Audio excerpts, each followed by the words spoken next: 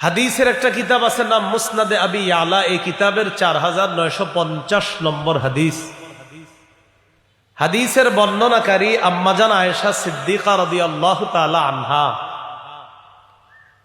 রাসূলুল্লাহ সাল্লাল্লাহু আলাইহি সাল্লাম বলেন, মান সাররাহু আন ইয়াসবিকাদ দাইবাল মুজতাহিদা ফালইয়াকুফা আনিজ যুনুব।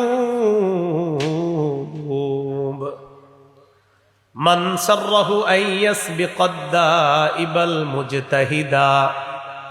আয়েশা, আমার উম্মতদেরকে তুমি জানায়া দাও, কেউ যদি অধিক পরিশ্রমী ইবাদতকারীকেও পিছনে ফেলে আগে বেড়ে যেতে চায়। একজন মানুষ অনেক নফল ইবাদত করে, আপনি চাইতেছেন তাকে পিছনে ফেলে আরো আগে বেড়ে যাবেন, আল্লাহর প্রিয় হবেন, কিন্তু আপনি পারতেছেন না। ওই ব্যক্তি দৈনিক নফল নামাজ পড়ে 20 রাকাত, 22 রাকাত, 30 রাকাত দৈনিক নফল নামাজ পড়ে, কথার জোহরের পরে, মাগরিবের পরে, এশার পরে, তাহাজ্জুদ মিলিয়ে 20, 26, 28 বা যত রাকাত নফল বেশি পড়ে। তা আপনি চাইলেও পারতেছেন না 2-4 রাকাতের বেশি, কিন্তু আপনার মন চায় তাকে পিছনে ফেলে ইবাদতে আগে বেড়ে যাবেন, কিন্তু পারতেছেন না। রাসূলুল্লাহ সাল্লাল্লাহু আলাইহি সাল্লাম বলেন, মান সাররাহু আইয়াসবিকাদ দাইবাল মুজতাহিদা। কোন ব্যক্তি যদি এটা পছন্দ করে, তার যদি এটা ভালো লাগে যে আমি অনেক বেশি ইবাদতকারী, পরিশ্রমী ইবাদতকারীকে পিছনে ফেলে আগে বেড়ে গিয়ে আমার মনকে আমি আনন্দ দিব, নবী বলেন ফালইয়াকুফা আনিজ যুনুব। ওই ব্যক্তি যেন পাপ থেকে বিরত থাকে, গুনাহ থেকে বেঁচে থাকে। এক ব্যক্তি অনেক নফল ইবাদত করে আবার গুনাহও করে, নবী বলেন আমার কোন উম্মত নফল ইবাদত যদি একটু কমও করে কিন্তু গুনাহ যদি না করে, তাহলে সে অন্তরের মধ্যে আল্লাহ প্রদত্ত শান্তি অনুভব করবে। সুবহানাল্লাহ। গুনাহ ছেড়ে দেওয়া এটা অনেক দামি কাজ। এগুলো 5 নম্বর কথা। 6 নম্বর, আব্দুল্লাহ ইবনে আব্বাস রাদিয়াল্লাহু তাআলা আনহুমার বর্ণনা। তিনি বলেন, লা আ'দিলু বিসসালামাতি শাইআ। কোন ব্যক্তি গুনাহ থেকে নিরাপদ থাকা, বেঁচে থাকাটা এত ভালো কাজ, এই ভালো কাজের সাথে দুনিয়ার অন্য কোনো ভালো কাজকে আমি সমকক্ষই করতে পারি না।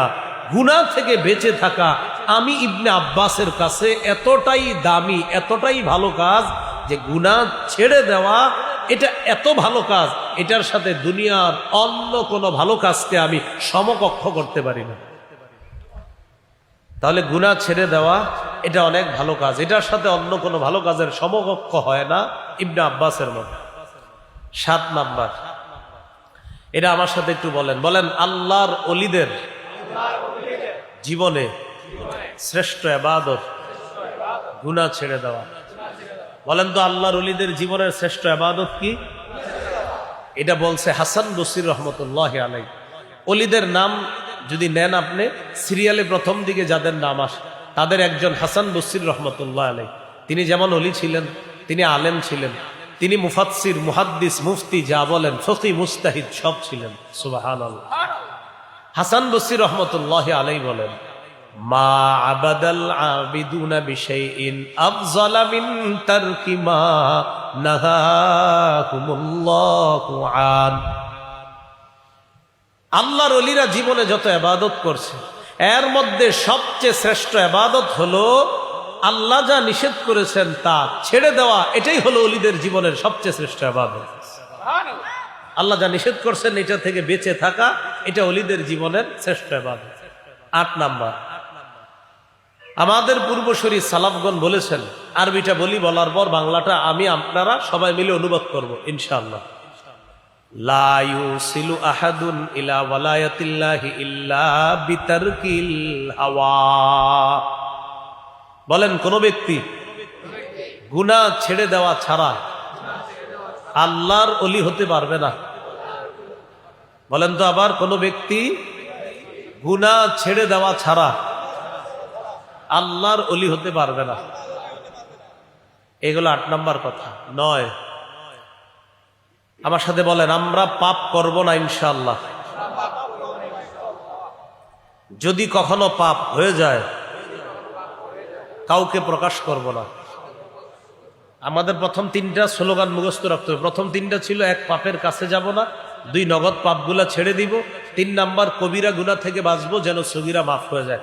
তো এগুলো তো আমরা ওয়াদাবদ্ধ হয়েছি যে আমরা নতুন করে গুনাহ করব না। তো এখন কথা হলো, যদি আমাদের গুনাহ হয়ে যায় কখনো, কাউকে প্রকাশ করব না। তাহলে গুনাহ হয়ে গেলে কাউকে প্রকাশ করব না।